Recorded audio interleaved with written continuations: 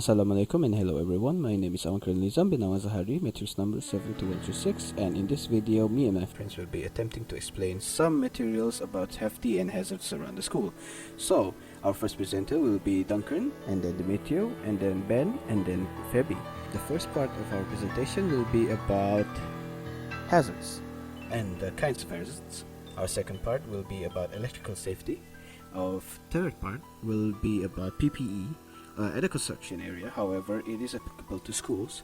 And our last part will be about fire safety. So enjoy the video, and I will be commentating on their video and correcting any mistakes that appear. So let's continue on with the video here. Starting with Duncan. Did you know that there are hazards present in school? The students may feel like school is a safe place, but it isn't. I will explain on the definitions of hazard and the examples of them.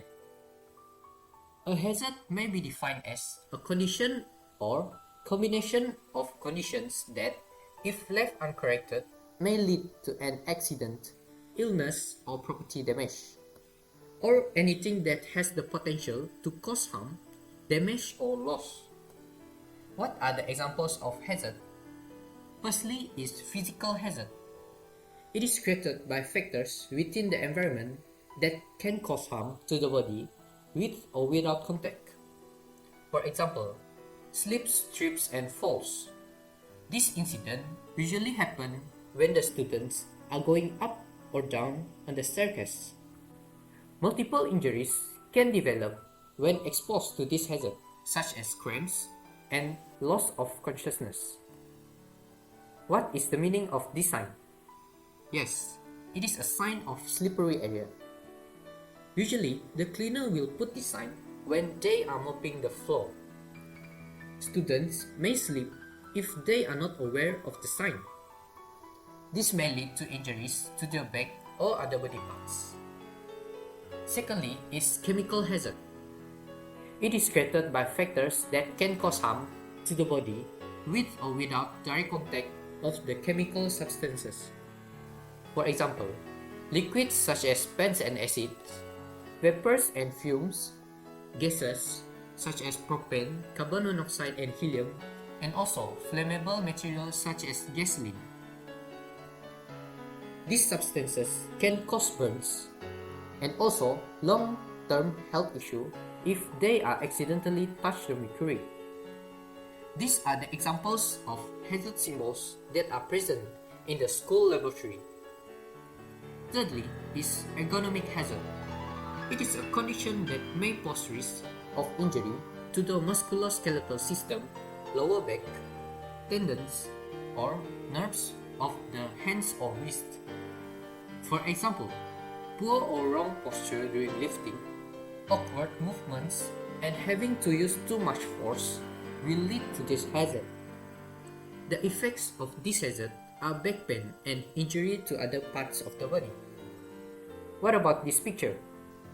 This picture shows an improper lifting method. It can cause injuries to the lower back. It may cause paralysis due to badly injured spinal cord. Hence, it is advised to squat first before lifting the load. That's all for the hazard. Thank you. Electrical safety first. So for today, I will present to you a video about the dangers of electric shock and its first aid. Before we proceed, I will tell you a basic knowledge about electricity.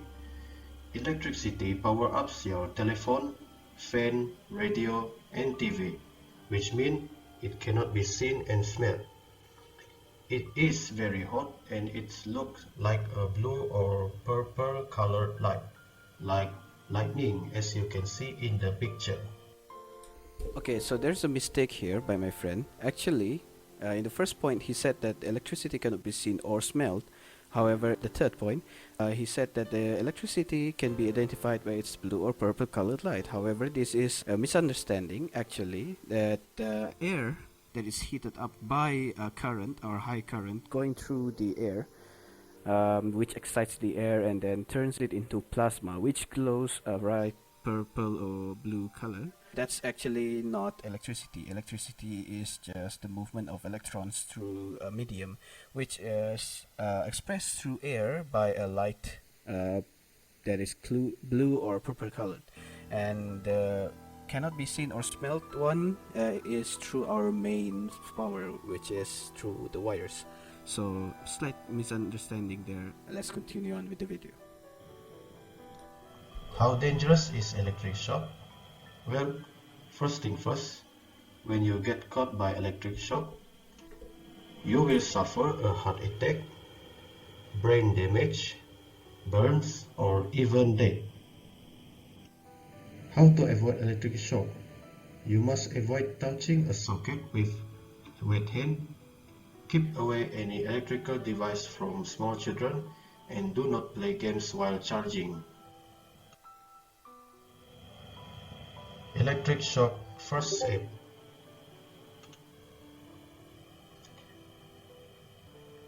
If any person receives the shock, main switch of the power supply must be switched off. If the victim gets attached to the wire, do not touch him, but he must be separated from electricity using a dry wooden stick or broom.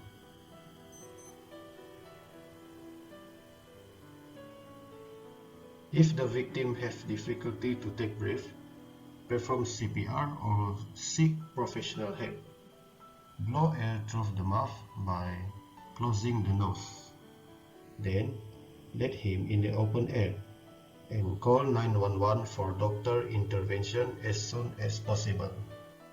Okay, another slight mistake here. The fact that we are in Malaysia and our emergency response service number is not 911, but it is in fact 999. And so if you're in the US, it would be 911, but most of the people going to be watching this video is Malaysian, so they're going to be in Malaysia and they're going to have to call 999 if they have someone who is in need of immediate medical attention. So that's a slight issue with the content, but we will continue on, and that's the last part, I think. So we're moving on to personal protective equipment. Hello everyone, what is PPE? Personal Protective Equipment, PPE, which is also known as our last line of defense, is equipment worn to minimize hazards that can cause serious workplace injuries. These injuries may result in contact with chemical, mechanical, electrical, and any other workplace hazards. Employers are also required to train their employees on how to properly use it, the limitation of equipment, and the maintenance of the equipment. PPE may include items such as gloves, safety glasses and shoes, earplugs, coverall, and vests. Now, I will show you some of the example of the equipment in a construction area. First and foremost is the coverall provided by a company. The most important part is to make sure that it fits perfectly to your body so that you will feel comfortable when you are working. The color of the coverall depends on the company's selection. Other than that, the silver stripes on your arms and on your legs will produce reflection and protect you when you are working at night. Next is the safety glass. The safety glass will protect your eyes from the exposure of chemicals and other hazards.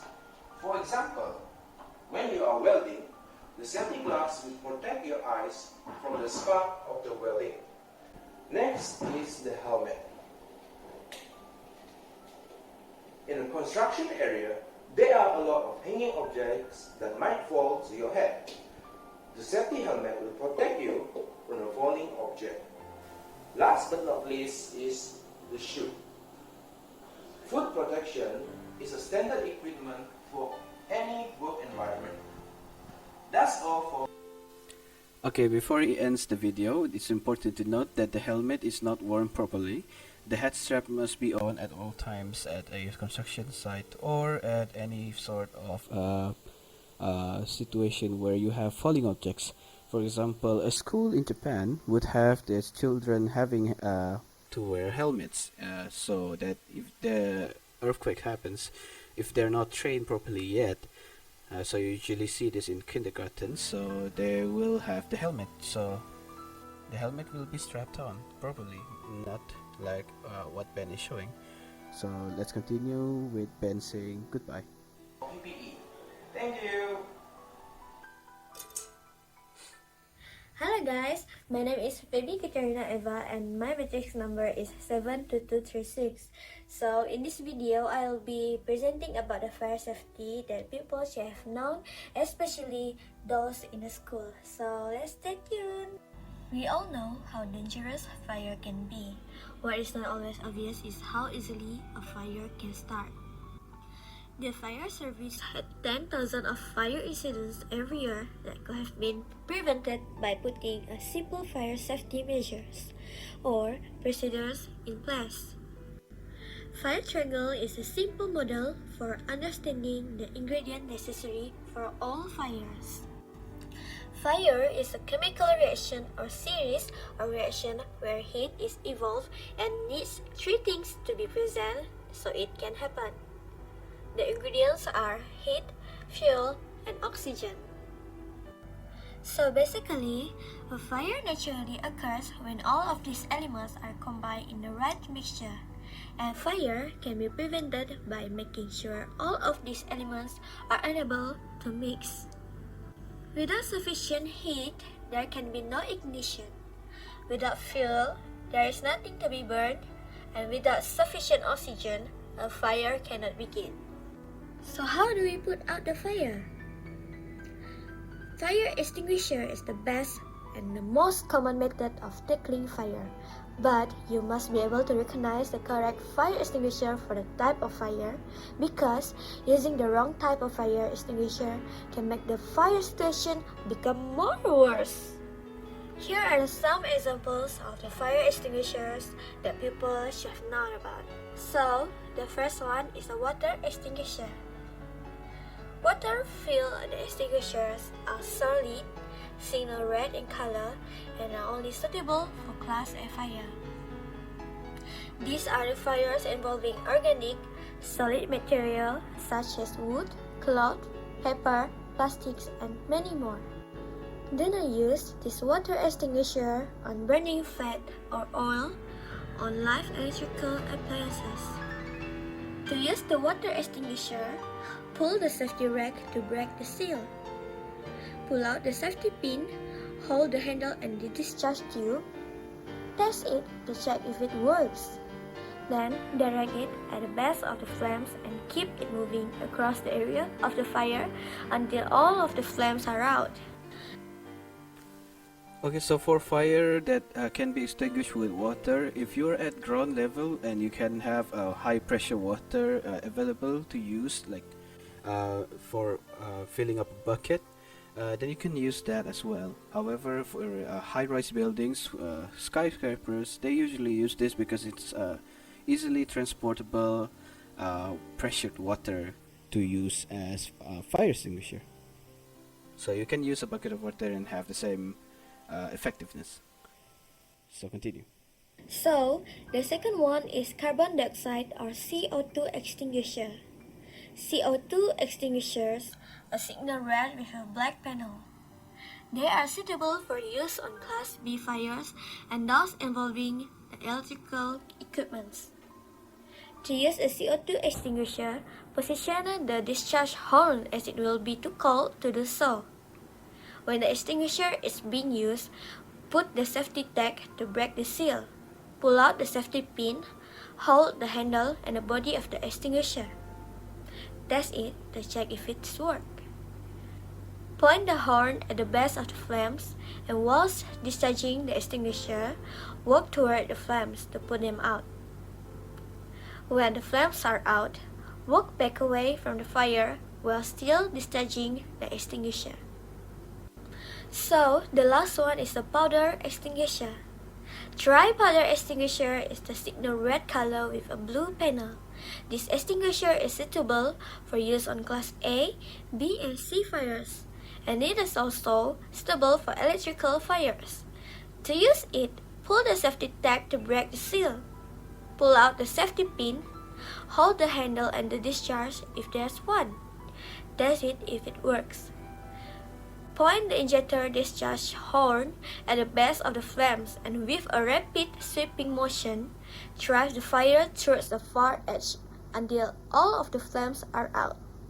So what she mentioned about a rapid swinging motion, swinging motion like this. I don't know if you can see.